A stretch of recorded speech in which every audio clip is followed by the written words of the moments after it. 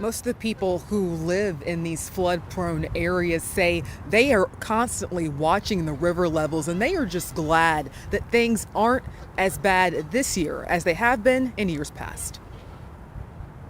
I like it because it's nice and quiet, most of the time. This California neighborhood is no stranger to flooding. Right now, if it don't go any higher than it says, we'll be okay.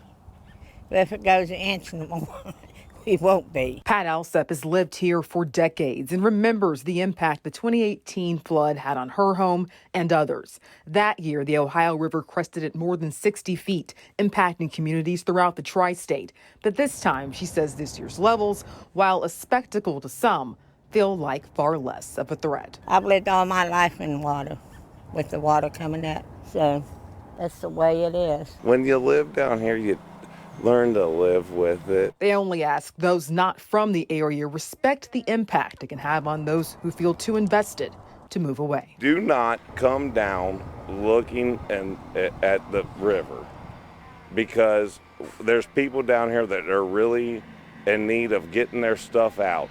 And when you come down the street and you're blocking the street from people that are really getting their stuff out of their house, that's an issue. When it comes to the looming threat of flooding this proximity brings, Alsep says to live here is to go with the flow. We'll be okay.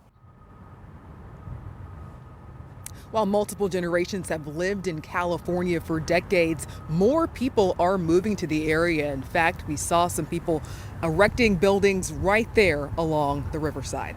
Reporting live, Kristen Spilly, WCPO 9 News.